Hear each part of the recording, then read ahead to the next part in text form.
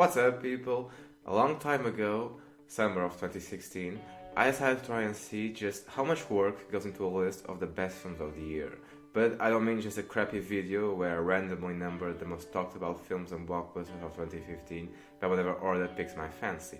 I mean an actual list like the one Your Movie Sucks does, where you go around looking and checking out films that people never even heard about, foreign movies that weren't available until years later, or independent films that didn't get that much recognition.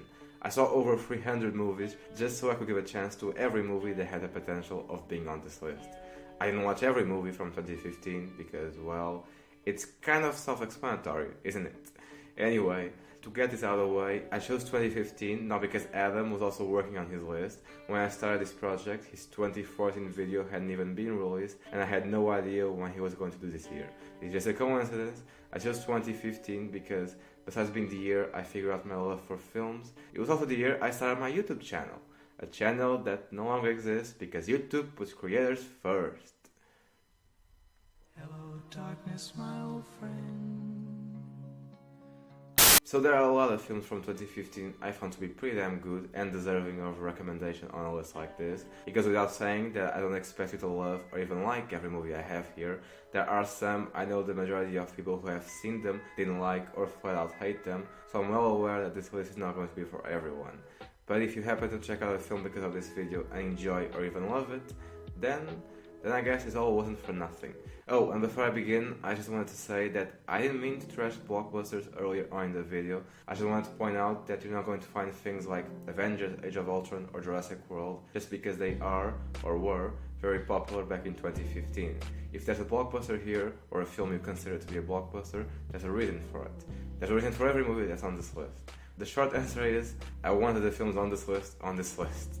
Anyway, there was only one rule from which films I could pick, because you see, it's incredibly hard to find a movie from 2015 that also isn't considered by some extent either 2016 or 2014 movie. And whenever I'm looking around other people's lists, it always pisses me off seeing a 2013 movie in a 2014 list and other things like that.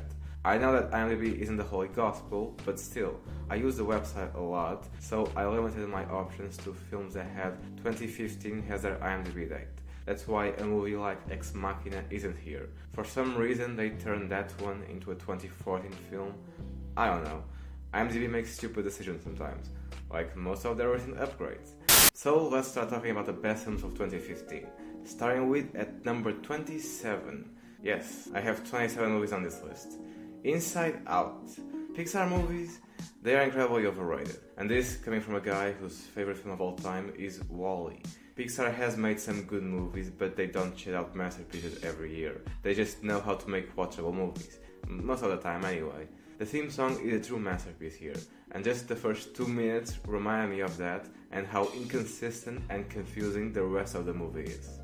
Inside Out is sort of a coming-of-age story that centers on the character of Joy, one of 5 random personifications of the emotions: fear, disgust, anger, sadness, and joy. The movie connects this adventure that Joy and sadness go through inside Riley's mind with the fact that Riley, a 12-year-old girl who has these emotions and is supposedly one of our main characters, is moving away and feels incredibly homesick.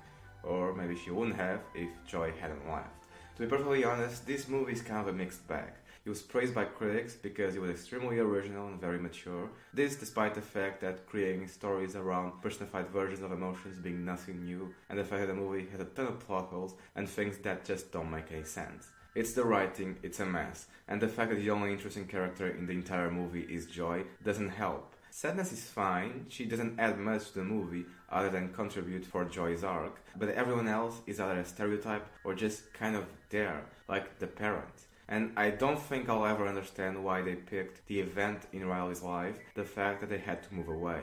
Is that really that traumatizing? And it would have been so much better if we actually had spent some time with Riley in their old house and seeing their day-to-day life from Riley's perspective and not just Joy's. This will later on connect with that moment between Riley and her parents. This movie wants both things, Riley's emotional journey and Joy's. But the thing is that they only develop Joy. Riley is just there. Joy is the one that changes as a character, and great movies, or great stories in general, manage to give the impression that everyone is their own character and they don't just exist to support the protagonist on his or her journey. Anyway, it may seem like I didn't, but I actually like this film. I don't love it, and I disagree with anyone that claims it's flawless. I do, however, love to analyze and think about it, something I wasn't really expecting when I first watched it. Maybe I'll even do a separate video talking more in depth about my issues with the film. For now, I think Inside Out is worthy of a recommendation. Technically speaking, it's pretty well done. I have some issues with the sound mixing and the sound in general, but the voice acting was so impressive that I don't feel the need to trash the rest right now. And the soundtrack, specifically the main theme, is just pure joy. No pun intended. Looks like we're going into REM. I've got dream duty, so I'll take care of sending these to long term. Great day today, guys. All keep well, Team Happy. All right, what's on tonight, Dream Production?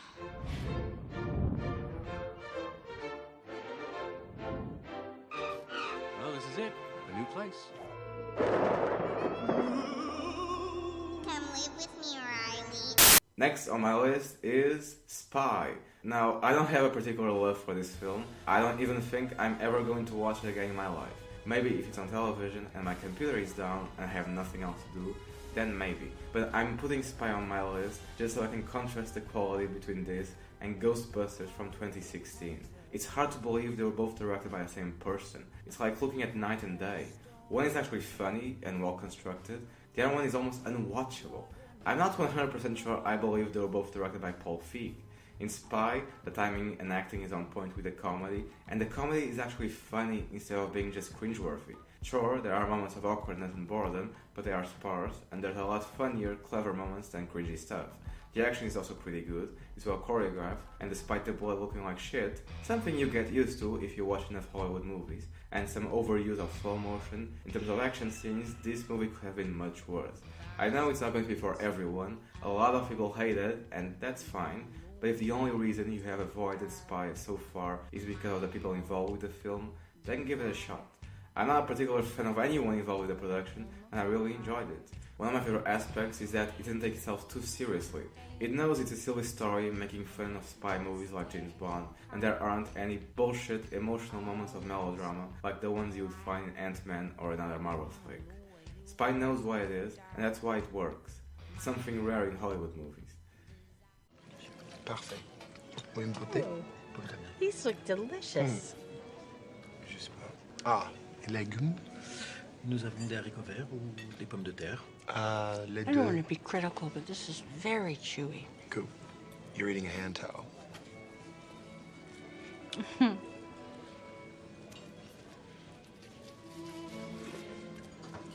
Just cleansing my palate. Jeez, you had to take me to such a dump. Come on, cheapskate. Burger King was booked up. Next we have Bridge of Spies. That Steven Spielberg film that is much better than the thing that was nominated for Best Picture. Steven knows how to make movies. He doesn't make a masterpiece every time he makes a film, but he's better than most. Bridge of Spies follows several different plot lines, with the main one focusing on an insurance lawyer, played by Tom Hanks, trying to defend, and later on exchange, a Russian spy, played by that guy who ever since this movie is appearing in every World War II movie and most recent Spielberg films. One of the many things this movie does right, and something I really appreciate in films, is how organic and natural the environment looks like. Bridge of Spies is not going after realism. This is a very cinematic film that has every intention of delivering a unique experience to the audience. The tone complements this feeling, you understand right away that this takes place during the Cold War, and that combined with the different attitudes from different characters just magnifies that feeling of authenticity. There's never a moment where the scenes look staged or artificial. Everything just flows. Steven is pretty good at creating worlds. Ironically, his War of the Worlds film was pretty crappy. Not in terms of world building, that was alright, but the story was all over the place. Here, the writing is also the weakest part. I'll definitely say that the movie chews more than it can swallow, but even with that, even thinking that the script should have been rewritten one more time so they could cut out the unnecessary subplot, the final product is still great. Both main characters are explored, and instead of being just the protagonist that gets a arc, both Tom Hanks' character and the spy get developed. They learn from each other, and it's very entertaining watching characters with such strong beliefs, especially in the case of Tom Hanks' character and his reactions to what the people will do out of fear. I loved both of them, and I don't even mind the fact that I have no idea what the lawyer's name is. In this movie, he isn't Tom Hanks. He looks and sounds like Tom Hanks, but here, he's just a lawyer trying to do his job while standing by what he believes to be fair. Just like in Forrest Gump, he wasn't Tom Hanks's either. But in that movie, it's easier to remember the character's name, since it's also the title of the film. 2016 Sully also used that trick, but Bridge of Spies doesn't need tricks. It's one of those films that gets better every time you see it. Well, no, not really. The movie doesn't actually get better, the script is a huge crutch. What I meant is that every time I watch it, I like it more and more. It doesn't get better, it gets more enjoyable. Kangaroo Court. I'm not flaily. Go ahead, Dougie. Join us for dinner. We're having meatloaf tonight. So you came over to help Jim think about whether he's taking the case? Oh, we're taking it. It's exciting, isn't it? And at number 24 we have Hardcore Henry.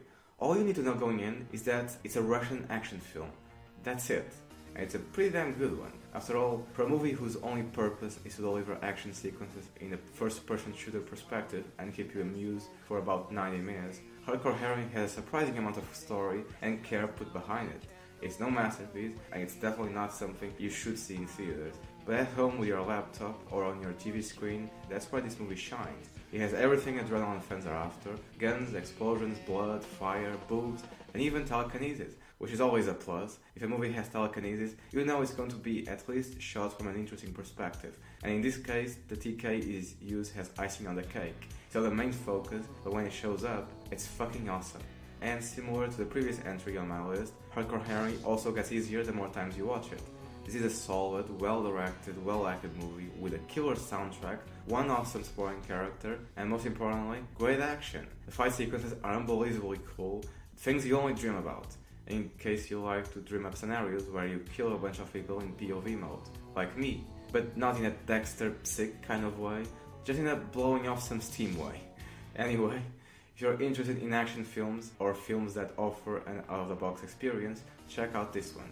It's not going to disappoint. Unless you go in expecting Lord of the Rings quality or some dumb shit like that. But you're smarter than that. I trust you.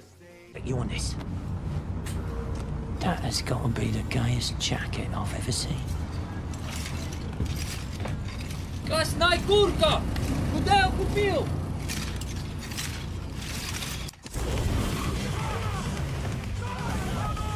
And at number 23 we have The Empire of Corpses. Oh boy, am I gonna get some hate for this film. Taking place in an alternative 19th century, where the story of Victor Frankenstein is history, the world's militaries and economies thrive on the usage of corpses. They use them for pretty much every task we would use a slave in our world. A slave or an android. Now, with just that in mind, the idea of watching this film should be pretty enticing already. Add to that some of the most beautiful animation you may ever see, and you got yourself a pretty interesting, convoluted mess. Yes, I just said that. You see, most people that have seen Empire of Corpses seem to think it's just pretty trash, and I really don't understand why the anime community didn't appreciate this film more. I'm sure there are other people besides me that were intrigued by it, but the general consensus seems to be that this movie isn't worth your time, which is sad, especially when you look at the praise of things like Tokyo Ghoul and 5 centimeters per second get. Not saying they are garbage, but they are not better than this movie. We follow the journey of Dr. Watson, who gets recruited by the British government to retrieve Victor's notes, documents that might contain the secrets of the soul and may offer the real possibility of resurrecting someone instead of just having them in this perfect, programmable zombie mode. The animation in Empire of Corpses is too gorgeous, and the world inside it is way too fascinating for me to get bored by the meandering pacing and convoluted ideas. Yes, it's a flawed movie, but at least it's an interesting one. It doesn't lack substance like other stories, and it isn't simple-minded either. You could say that it tried and failed, but for me it succeeded. It sparked an interest for a type of story I never knew I liked. I had never heard of this film, not even after re-entering the world of anime back in June when I started watching Death Note, and if it hadn't been for this project, I would have missed out on something I really like. The use of zombies and mythologies around Frankenstein and other pretty well-known fictional characters is what gives this movie a slightly somber and sinister tone. They also try to tackle what it means to be human, something that could definitely have been improved upon. That third act was without question a fucking mess. For this movie to have been great, you needed to focus more on the characters of Dr. Watson and Friday, get rid of anyone that is just there as a plot device, and rewrite that ending. Cutting the runtime from 2 hours to just 9 minutes would also improve the film. It's not that I didn't enjoy watching it, I obviously did, it's just that it could have been so much better. and to contrast it with another movie, like in the case of Inside Out, and why I put Empire of Corpses above it. When I think of Inside Out, my mind tends to focus on the problems of that film, since that isn't a type of story I personally find attractive. But when I think of Empire of Corpses, despite all its many issues, it's a movie that lets my imagination run wild, and there's nothing more I could want out of art than that.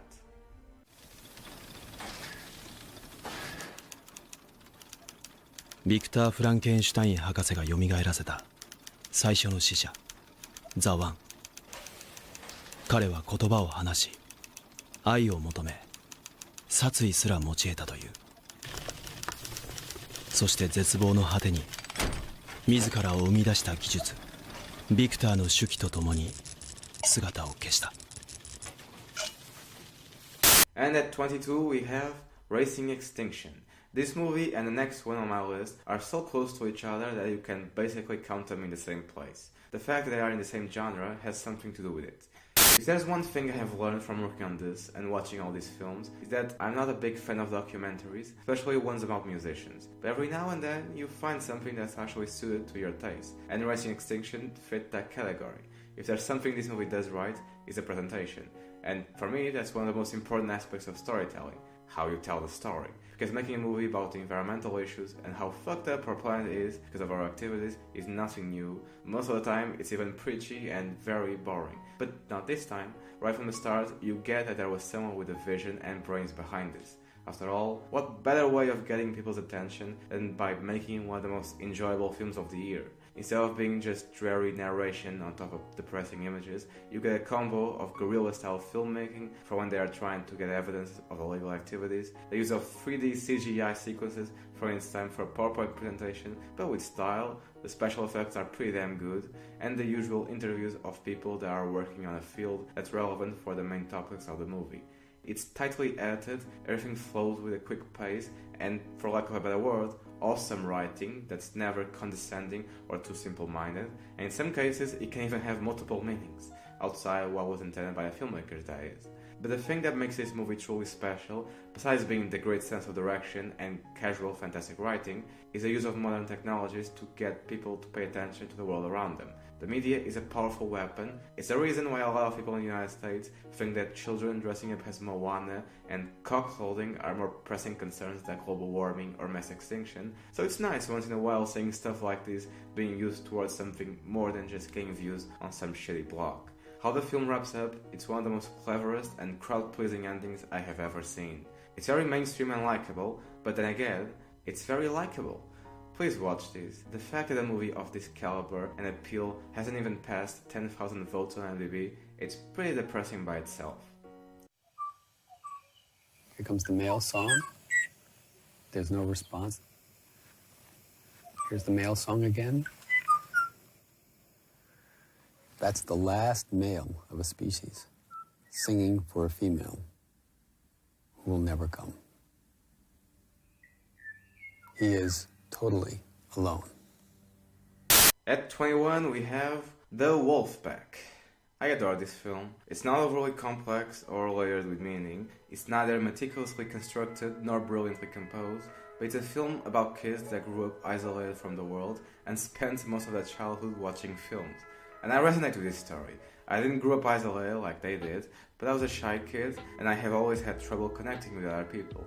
Connecting with movies is much easier. There's not much they can do to hurt you, unless you watch a really bad one. I don't want to say much about The Wolfpack. It's sad, it's happy, it's real, it's raw. Just go watch it, it's really good. I actually had my own ideas, so I made my own list. All of us agree that The Godfather 1 and 2 is number 1. Yeah. Number 2 for me is JFK. I agree. JFK. My second favorite movie. Number 3 for me is Gone with the Wind. I love Gone with the Wind. And The Lord of the Rings. Who doesn't like The Lord of the Rings?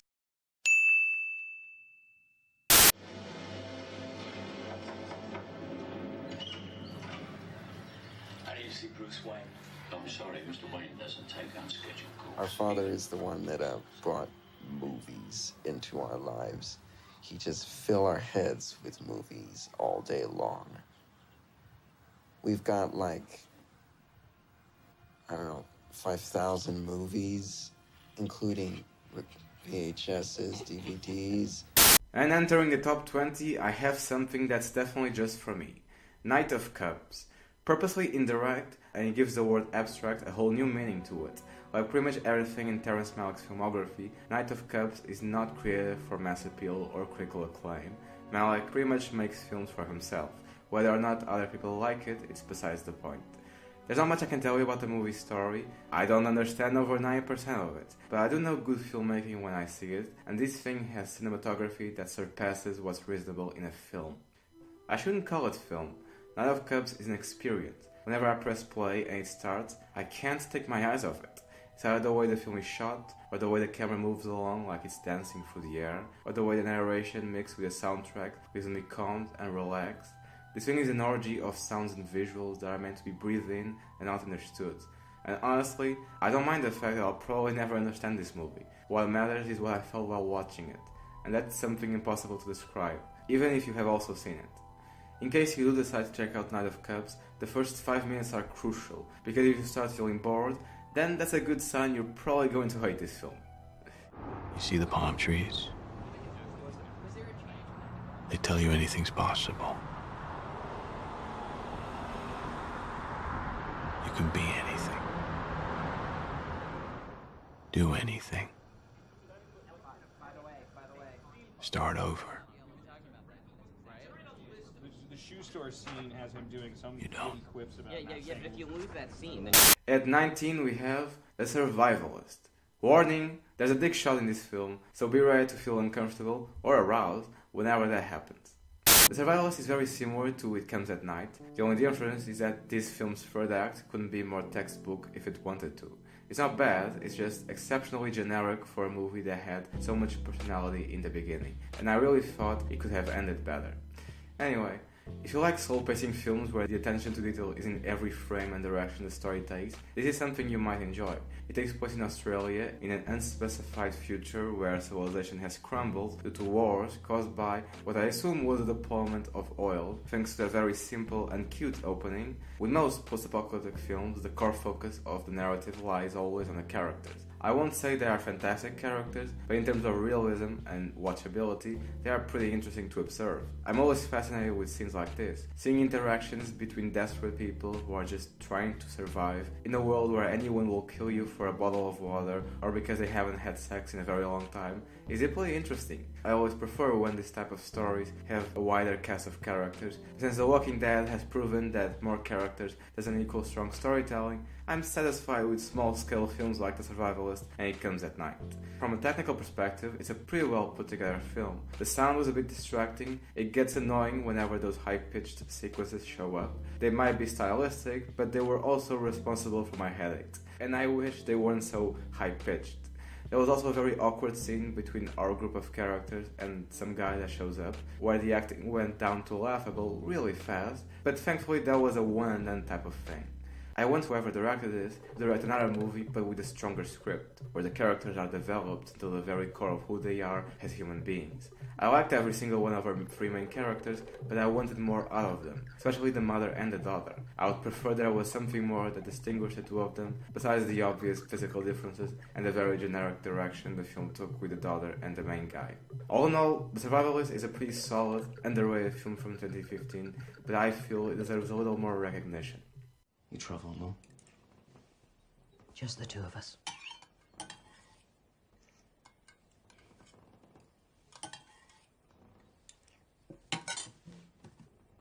Can we have more?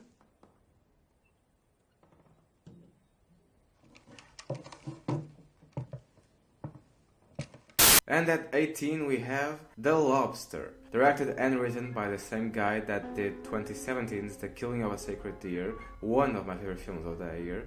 The Lobster is his exquisite work of dry, dark comedy and commentary on society. We follow David, a man whose wife just left him, and now he needs to go to the hotel and find another partner in 45 days, or else he'll be turned into a lobster. For real, being single is a criminal offense in The Lobster, and the punishment is being turned into an animal.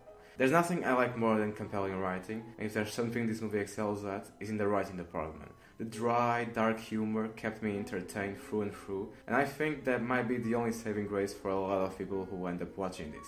But what fascinated me the most was the universe and the criticisms towards society. To exist in a world where if you want to live amongst society, you will have to either be in a relationship with another person or pick an animal to be turned into, it sounds dreadful. But if you don't want to live within society, you can always choose option 3 and run wild with the loners who don't allow you to have any sort of relationship whatsoever.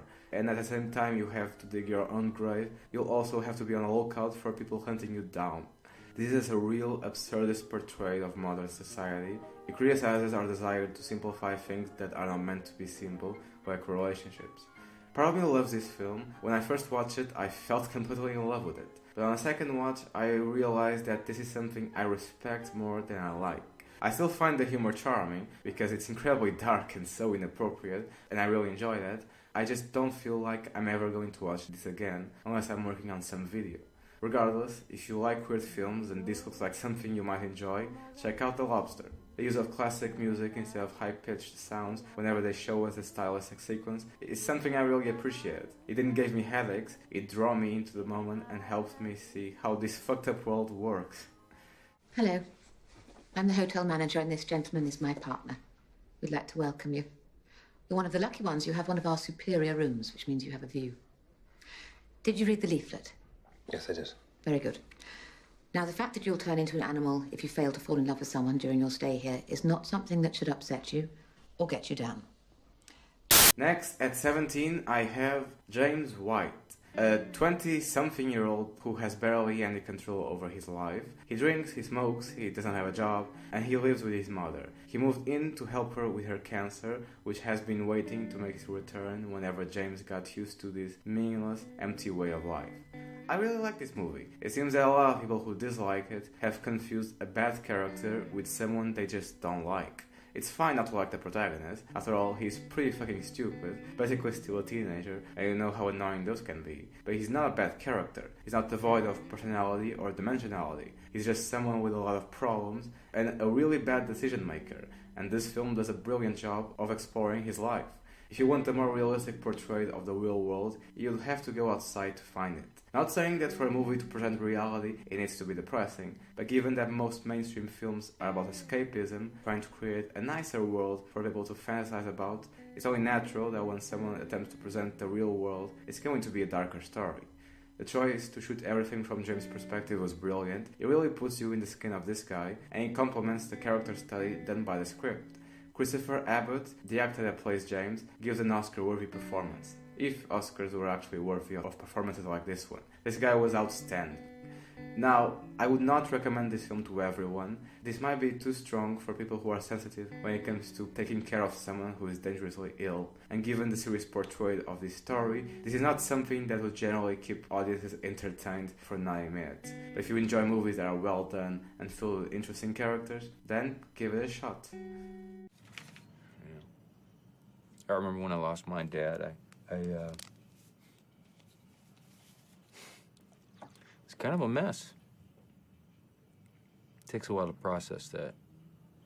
Yes. You know? Yeah, but you know, I mean, I feel like I'm dealing with it. I'm just, you know, I'm actually really just so excited to start working. What do you think? What can I do? What do you think I'll be doing here?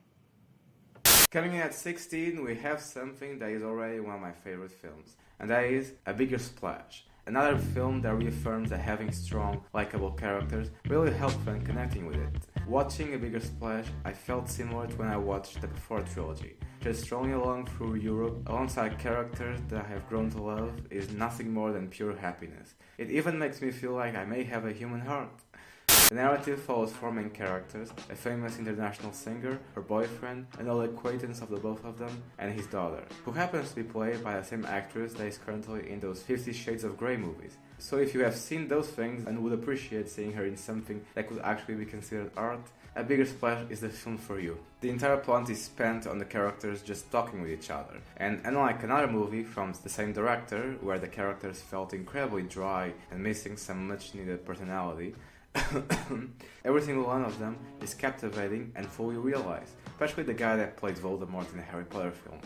Let me tell you, if Voldemort had this much charisma and charm, then maybe he would have come off like a compelling antagonist instead of a cartoonish villain. Anyway, the film takes an interesting direction towards its final act, one that I did not anticipate but really appreciate. It made the whole third act the more intense and intriguing to watch. As far as flaws go, this isn't the most ambitious story out there, and there's nothing extraordinary about the filmmaking besides being really good, which is already better than most movies out there. I could spend hours listening to these people speak. It's melody for my ears. Oh, Pen, come here. Right, Pen, meet Marianne and Paul. Oh, you brought a protege. Nice to meet you. I'm his daughter. Excuse me? The looks on your faces, I'm sorry I should have warned you. Everyone's making the same mistake. Pen, say hello. Hi. Yeah, he really loves it though. She seems shy, but she is a lovely bitch. Coming at 15, we have Best of Enemies. Now, I'm not going to tell you anything about this film, mostly because I want to see if other people can have a similar experience, if I can reproduce what happened with me. Since when I saw this, I didn't know it was a I didn't know what type of film this was or what was it about. I just pressed play and sat through some of the most entertaining 9 minutes of my life. I can say this, Best of Enemies is about 2 people. That's it. And if that's enough to pique your curiosity, then check it out. And at number 14 we have The Hateful Eight, directed by Quentin Tarantino. At this moment I cannot offer any sort of concrete opinion on his filmography, other than the fact that he made one of my favorite films in Inglourious Bastard, and Pulp Fiction is one of the 3 films I gave a perfect score on IMDb, but haven't really felt any desire to rewatch or even think about it. It's weird. Anyway, The Hateful Eight is completely different from those 2. It's not perfect, it has flaws, the lighting for once is not remotely natural, and there are other details that make this film come off like a theater play where almost everything that is staged feels staged, which isn't necessarily a bad thing, but I prefer to be absorbed in the moment while watching a film, without having to think about the pre-production of said film. I like to pretend that these stories and characters do exist, they just happen to take place in another universe that is only accessible through cameras. My point is that the attention to detail would have helped in creating a more lived-in and organic environment.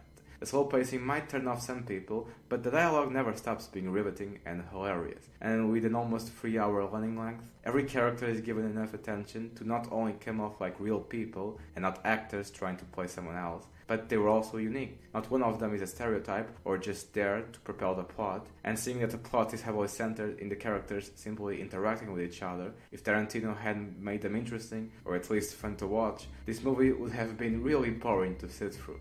The soundtrack was great, and the choice to shoot in film instead of digital made this one of the most gorgeous films of 2015.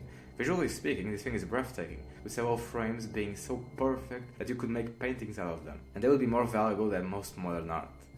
One aspect of The Hateful Eight that has turned off a lot of people is the violence, especially the way the violence is portrayed against women, which is a problem that people have created out of nothing, since this film isn't saying that this character represents every woman on the planet, and it also isn't saying that what Kurt Russell's character does to her is something to be proud of. Their relationship with each other is bounty hunting and bounty. They're not going to treat each other with love and kind words. And given the time period this takes place in, I'm honestly surprised she didn't suffer any type of sexual assault. My point is, sometimes people like to interpret things in a way that fits their agenda instead of the way it actually looks like. And looking at the critical reception for this film, it shows that The Hateful Eight was a victim of that. Who the fuck is Daisy Domagoo? Not a goddamn thing to nobody except me and the hangman. The hangman? Well, I'll be double dog damn. You're the hangman, Bob Ruth. It's John. And you're the nigga with the head. Major Marquess. My lord, is that really the real head of Major Marquess looking at me now? Yeah, it's really me and it's really my head. So what's going on? And coming in at 13, I have Krisha. Continuing with our trend of films that follow dysfunctional characters, Krisha tells the story of Krisha, the black sheep of the family who has been gone for over 10 years and now shows up for a Thanksgiving dinner. This is yet another great character study, this time of people who are part of the family but have a lot of personal problems, so you only see them whenever there's a big event like Christmas or something happened to them. Krisha is a train wreck. The character, not the movie. She claims she had healed herself from being an alcoholic and drug addict during this decade of being apart, but this is a realistic film about family problems, so we know she's full of shit. Or maybe she isn't, and she just couldn't handle her family. Whichever the option, the final moments of this film are amazing, powerful, raw, and disturbingly real. I don't know if I like Krisha more than It Comes at Night. Maybe. They were both directed by the same person, that's why I'm comparing them. It suddenly feels like there's a lot more going on in Krisha with all the characters in the family. And the score is definitely more disturbing and distinctive, complementing the tone of the film very well. Ironically, when I first saw Krisha, I didn't enjoy it very much. It wasn't just the unsettling music and weird sounds, but the whole story is very hard to sit through because of how well it represents the situation. And I couldn't stop but compare what happens here with my own personal experiences. I never sat through a dinner quite exactly like this one, but still, it was hard to watch at times. Krisha may be the protagonist, but every other member of the family isn't there just to help progress her arc. They all are their own character, so much so that sometimes you could consider that this film is studying the entire family instead of just Krisha. Seeing how they interact with each other, what do they think of one another, Krisha is just a catalyst that reminds us no family is perfect. This is a beautifully shot film with an exceptional score and incredible performances that deserves a lot more recognition than it currently has. The few moments when both Krisha and her mother are on screen are so real and filled with emotion that you can't help but feel for these characters. Wow, so how old is the baby now? Oh, it's 3 months. Krisha. About to be 3 months. Robert, hi. Oh my God. Hi, honey. I'm beginning so to sorry. wonder. I still can't even believe you're ask. here. I know, honey. I'm kind of sweaty. You don't want to hug me too tight. I want to hug you. I want to look at you. It's oh God, it's just crazy. Well, I'm I so was getting sorry. really I'm worried. late. The Wait a minute. GPS totally lied to me. She's Oh like my a God. totally lying bitch. What do you know? mean? Coming up at 12 is I'll See You in My Dreams, this little unknown gem about the mortality of life.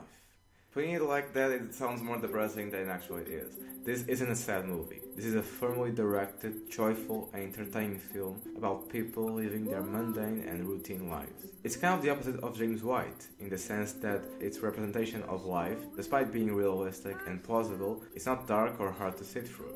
I'll See You in My Dreams is simply a pleasure. Mundane and intimate is the perfect way to describe this film. We follow Carol, a retired widow who wakes up early, does the house chores as she lives alone, and enjoys the occasional game of bridge with friends who live at a nearby senior community center. Despite this, she doesn't have much of a social life, and as the film opens with Carol having to put down Hazel, her dog, her life gets dramatically emptier. That until a black rat shows up and things get interesting. I wholeheartedly love this film. It's so filled with personality and intimacy and devoid of any bullshit melodrama you'd find in soap operas that you can't help but get absorbed into every second of it. From the strong performances to the cinematography and the staging, everything feels lived in and completely genuine. And the characters come off like real people with mundane problems and normal lives. To paragraph something I read in another review, it's an hour and a half spent with fictionalized people who are a real pleasure to be with. That is no small thing. Excuse me? You okay? Do you see him, Oh, what are you saying? You thought I was dead? No, I just wanted to make sure that you were okay, and you're okay? Well, I'm not okay. I'm terrible. Okay. And coming at 11, I have something that is a tiny bit controversial. Star Wars Episode 7 The Force Awakens. I'm definitely getting hate for this one. I don't think this film needs any introductions, given how much money it made and how many IMDb votes it has, and I don't have much to add. I already have a review of the film on this channel if you're interested. I'm not a big Star Wars fan. Interestingly, one of the other 3 films I gave 10 out of 10, besides Pulp Fiction, is Empire Strikes Back, and I haven't thought about it since. I also didn't care for A New Hope or Return of the Jedi. Good movies, but not my thing. The prequels were an excruciating experience to sit through. Just unbelievable. The Force Awakens is different. Yes, it could have been so much better. The concept art book alone proves that they were working on some pretty interesting ideas. But what makes this film great, putting aside how well directed it is the characters. Rey and Kylo Ren are fantastic for this universe. They both offer a breath of fresh air for their respective roles, protagonist and antagonist. Rey is a whiny, hysterical blonde bitch who asks a question every other second, and Kylo Ren's struggle through life, coming to terms with who he is, added a much needed layer that the original Vader did not possess. It's a fun, solid movie. Go see it.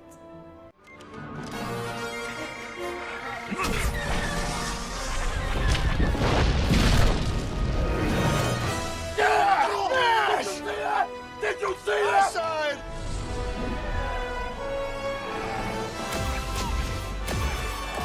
Hey, what's your name? FN2187. F what? That's the only name they ever gave me. Well, I ain't using it. FN, huh? Finn, I'm gonna call you Finn, is that alright? Finn. Yeah. Finn, I like that. I like that. I'm Poe Dameron. Good to meet you, Poe. Good to meet you too, Finn. Breaking our top 10 is Sicario. It sounds weird having Sicario on this list without having it be at least in the top 3 films, because Sicario was actually my favorite movie of 2015 before I started doing this. I had other films I loved, but Sicario was somehow special. It was this badass, slow-burning thriller about a drug cartel starring Emily Blunt and Benicio del Toro. Now, back then, I didn't know how good of an actor Benicio was. I just went in because of Emily and the atmosphere I got from the trailer. That was it.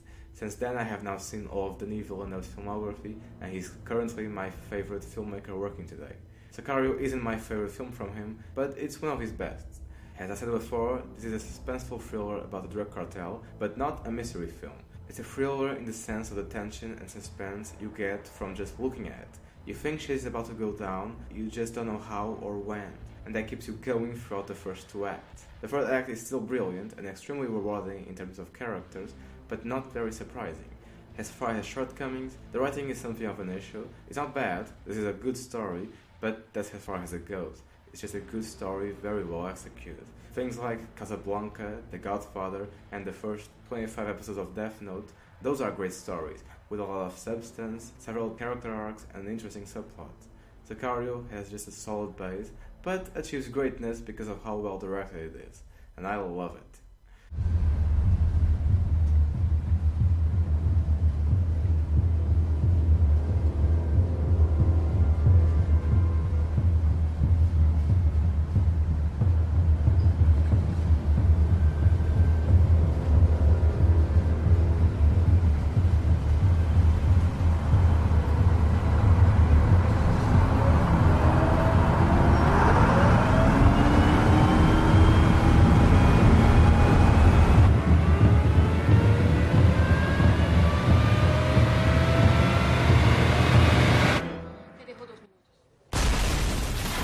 Next on the list is The Revenant, directed by the same guy responsible for the best film of 2014. The Revenant is one of the most cinematic films you could ever experience in theaters. The premise is, ironically, quite simple and generic. A guy played by Leonardo DiCaprio has to revenge the death of his son at the hands of Tom Hardy's character. That's it. Now, add to that bland revenge story the time period this takes place in, the fact that Hugh Glass had to go through hell and come back, and the presentation of the film, and you got yourself a pretty fantastic work of art. One that's similar to Knight of Cups, or more appropriately, A New World, resembles more an experience than an actual film. There's a plot, characters, and all the other elements associated with the film, but the thing that makes The Revenant, is the way the film was executed. Using natural lighting and long takes to film in locations as remote as this one must have been exhausting, to the point where several different people quit or got fired. But in the end, it really paid off. I mean, just look at this thing. The opening sequence is how every action movie should present themselves. Just one long take of pure artistry. Instead of shooting inside some room with studio lights and plenty of green screen, you experience everything the characters go through almost like you're there yourself. It's really something else. Now, I know that the negative side of this is that it's all style with no substance, or that the substance, the revenge story, is not compelling enough. That may be true. This isn't a movie that 20 years from now will be remembered by its great dialogue or classic characters. It's more something that will inspire filmmakers and encourage actors to push boundaries and make their work seem more real and stand out. And to me, that's important as well.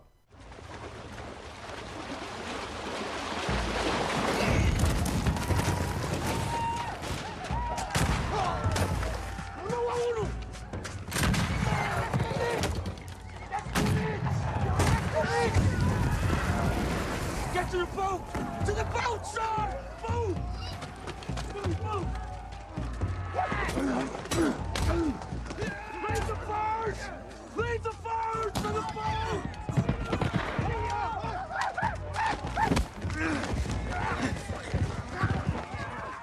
And at number 8 we have The Witch, or whatever IMDb calls it.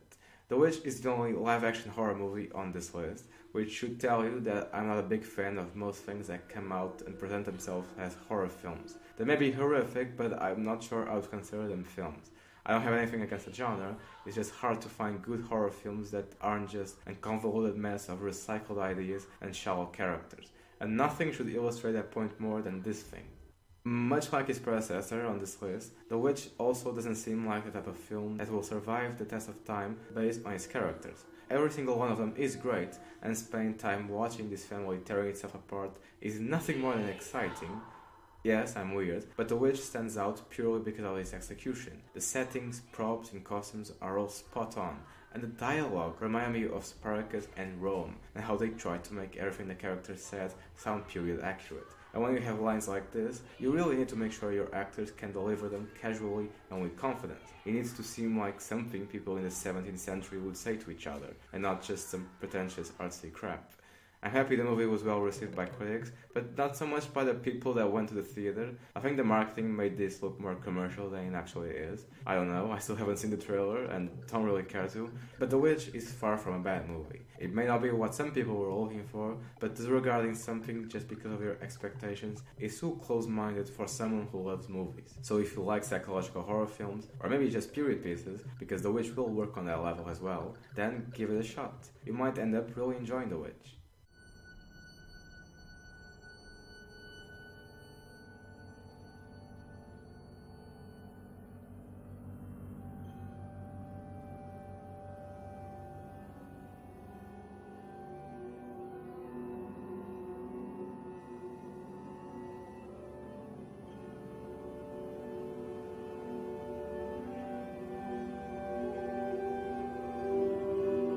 Coming in at 7 is El Abrazo de la Serpiente. Visually reminiscent of Taboo, Embrace of the Serpent is a film that offers something you could never find in mainstream media. Why is that, you ask? Well, for one, it has a soul. I don't know about you, but I can usually spot what it is when a movie was created just for the money or for something more. Not to say that that should be an indicative of quality, but it's generally a good start. We follow very few characters in this journey through South America. The purpose is to locate a rare plant with healing powers. It sounds crappy, but believe me, this film is far from it. From the first few minutes, you are submerged in this mythical, fantastic, and ambitious story that never for a second stops being a pleasure to watch. The choice for shooting in black and white not only complemented the atmosphere and the tone, it made one of the most singular cinematic experiences I have ever had. The ending was quite the space odyssey. The plot is very well structured, with two different storylines being purposely connected, and I don't want to say more about what happens, because I think you'll have a better experience if you watch this movie without knowing much about what's going to happen. Embrace of the Serpent is really good. Watch it.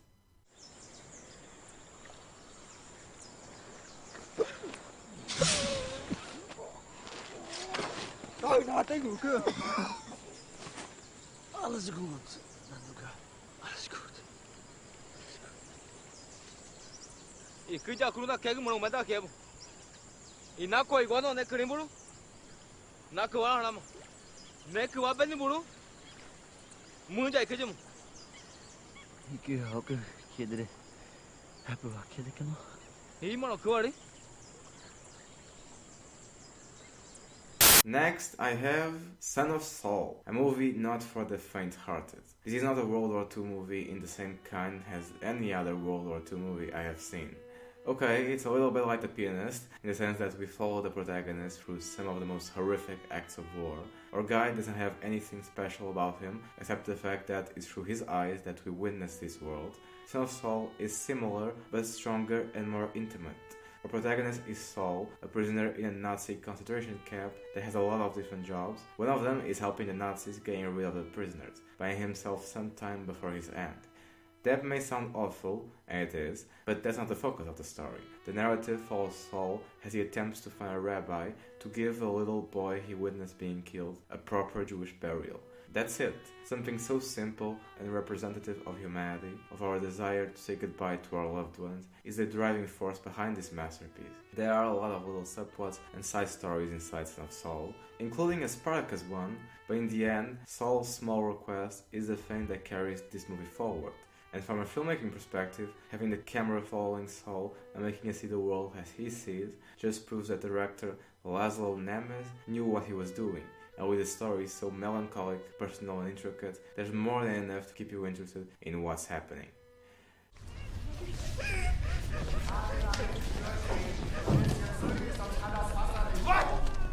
Ihr wollt alle duschen, dann durchgehen. Prima. Danke, weiter, Tür zu. Tür auf.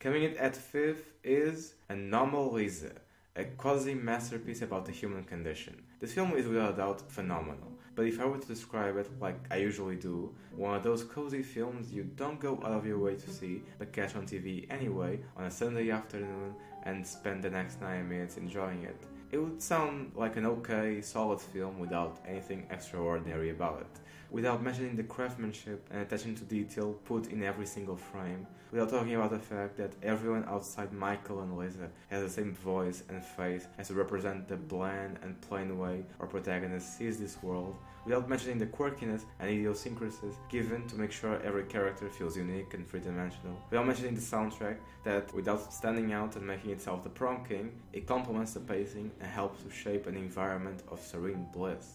Without mentioning everything that makes this movie astonishing, my casual description would only make it look bad. So all I'm going to say is this. Rhodesia is one of the best films of 2015, certainly the best animated one. I wouldn't say it's perfect, I have some issues with a few specific moments, but from a general perspective, this thing is almost flawless, tackling real life issues in a way that's more realistic and honest than most live action films. Oh, and by the way, since this is an animated movie, some people might get the impression that the target audience is children. It's not. I don't think anyone under 13 would enjoy this. I don't even think most adults would enjoy this, given it's more than a little bleak. But not everyone wants the same experience they can get from any Marvel movie, and Rhodesia will certainly deliver something unique. November 12th, 1995. Dear Michael, fuck you. Just fuck you. You just walk away. After all you said to me, after all we did, after all those fucking promises, after all that fucking. Coming at number 4 is De Palma, my favorite documentary from 2015. The thing about this film is that it doesn't just tell the story of Brian De Palma as a film director, it does that, but more importantly, it tells the story of De Palma as a film fan and the history of Hollywood from a hilarious perspective. I don't even have an opinion on him as a director. I don't care about him at all. The only film from him I have seen is Carrie, and I didn't find it all that special, despite containing telekinesis. There's just something about listening to this guy speak about his life that is very compelling. Unlike when I watched Jodorowsky's Dune and I was bored out of my mind, De Palma offers more than he was promised. It's not only a chance to know more about some filmmaker, it's also a chance to learn more about the new Hollywood era and how things worked back there. I highly recommend this film to pretty much anyone with an interest for cinema. When I went to Hollywood at Warner Brothers, Marty was out there editing the Medicine Bowl Caravan, which was Woodstock on wheels, basically. And I sort of introduced him around. And there was Marty and I, then there was George and Francis and Steven. The thing about Steven, I think he was the first person I ever saw that had a phone in his car. Trying to call Brian De Palma, New York City. Hello, Brian. This is Nancy and Amy and Steve. Hi, Brian. Hi, Brian. Happy Thanksgiving. It's 1976, Brian. We're photographing this on 8mm sound film. And we want to say happy Thanksgiving and sorry you're not home to enjoy it. And breaking my top 3 films of 2015 is 45 Years. The movie about old people Red Letter Media made fun of on their show. 45 Years is about an old couple preparing to celebrate their wedding anniversary when the news that the husband's former lover, who had been dead for over 50 years, has had her body found, suddenly disrupt their relationship, leaving us curious to see if these two people really know each other. 45 Years is, interestingly, a mystery story. We follow the narrative from Charlotte Rampling's character's perspective, who discovers that what she thought was just an old relationship might have bared more meaning after all. This film explores both characters and their past in the most intriguing and intimate way imaginable, something that really leaves you craving to know more about these people. It's composed almost entirely by wide shots, which I loved, an element that affirms the strong vision behind this project. At times it even reminded me of Amour, but goofier with more light-hearted moments and definitely less depressing. If you do end up checking out 45 Years, I don't think you'll be disappointed. So how do they know it's her? I mean, it might not be her at all. Well, they've made an assumption, I suppose, from where they found her. Maybe they can tell from what she's wearing. What she's wearing? Oh, yeah. Those airmen in Iceland, I think it was, they were perfectly preserved. Oh, I don't remember that. Yes, I saw a documentary on it. They were the same as when they died because of how quickly they froze. And you think that's what happened? Well, I don't know, but you can imagine. And in second place, I have Carol. When I added this film to my watch list, I did it not because of the critical reception or because I had heard its name in some YouTube video, but because it was the #1 movie on David Eric's 2015's list. And the more research I did on this guy, the more and more I realized just how different his taste in films was from mine. I'm not joking, there are things that I consider to be great, that he considers to be terrible, and vice versa. Movies he considers to be wonderful works of art, and I couldn't disagree more. So I don't think I need to explain my shock when I first saw Carol. It wasn't just an above-average Oscar bait or boring, pretentious piece of shit. It was an actual film, a well-made, well-acted, awesome film, and I was really surprised. Carol tells the story of two women who fall in love with each other. The problem is that this takes place during the 50s, not the most progressive era in social terms. Watching Carol was like falling in love. The music. I can't believe I've forgotten how beautiful it was. Even the names in the credit sequence when the movie starts, the font choice somehow sets the movie's tone very well. This is a very atmospheric film. The location, costume, props, everything you see fits with this universe. Carol is an engrossing, fantastic story and one of the best romances I have ever seen displayed on screen. I fail to comprehend why this wasn't nominated for Best Picture. Besides being perfect in almost every level, it's a romance about two women. You'd think the Academy would be all over that, just to demonstrate how progressive they think they are. Anyway, the only reason I didn't put Carol at #1 was because of one scene. One scene of really bad, unconvincing acting that left me with a weird taste in my mouth. Only one scene. Remove that scene and Carol will be a match to my pick for the best film of 2015. I wonder if you might help me find this doll for my daughter. Bright Betsy. Oh, she cries and wets herself. But I'm afraid we're all out of stock. Oh, left it too long. Well, we have plenty of other dolls and all kinds, actually. Right. What was your favorite doll when you were 4? Me? Well, not many, to be honest. I'm sorry, you're not allowed to smoke on the sales floor. Oh, of all... Forgive me, shopping makes me nervous. That's all right, working here makes me nervous. You're very kind. And that is Cool Cat Saves the Kids, one of the most wonderful, unique experiences I have ever had. This movie is awful. Don't watch this thing. It's cancer, it's not a movie. At #1 I have Mad Max Fury Road. Yes, I love this post-apocalyptic fairy tale with every cell in my body. Witnessing this masterpiece in the cinema was indescribable. I imagine this is what comic book fans get from reading a really good comic book. And by that I mean that Fury Road is a very visual film, and comic books are drastically more visual than normal books. Anyway, to simplify the story, we follow Max, who follows some guys, who follow someone else, and one thing leads to another, and this is a 2-hour car chase sequence. filled with outstanding, masterful visuals. The colors, especially the different shades of blue and orange, are spectacular. Action that makes hardcore Harry look like child's play, and a surprising amount of detail given to the character, their development, and the world it takes place in. You don't even need to pay much attention to the story, just watch it for the entertainment value. It will leave you satisfied. Now, Mad Max Fury Road gets a lot of shit for being 1. An action movie, and 2. A visual film with very little dialogue in between. It also gets criticism for having feminist themes, but I never really interpret the movie that way, so I don't have anything to say to that. And to the people that consider this film to have no story, to be just a mindless dumb action flick, it's not. But it's a great way to see just how analytical your friends are when they watch a film. Figure out if they actually use their brain. Not saying you are somehow stupid if you despise this film, but criticizing Fury Road for having no story makes as much sense as criticizing The Godfather for being boring or Drive for being slow. It just doesn't make sense.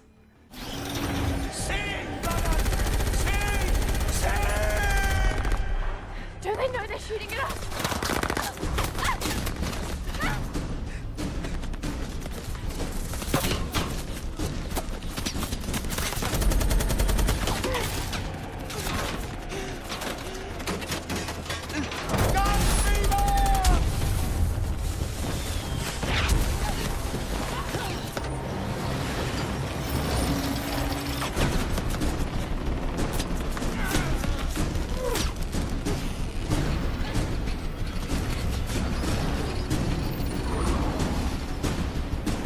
And that's it. Those are all the films from 2015 I found were good enough to recommend. As I said in the beginning, I went through over 300 other movies that didn't make the cut.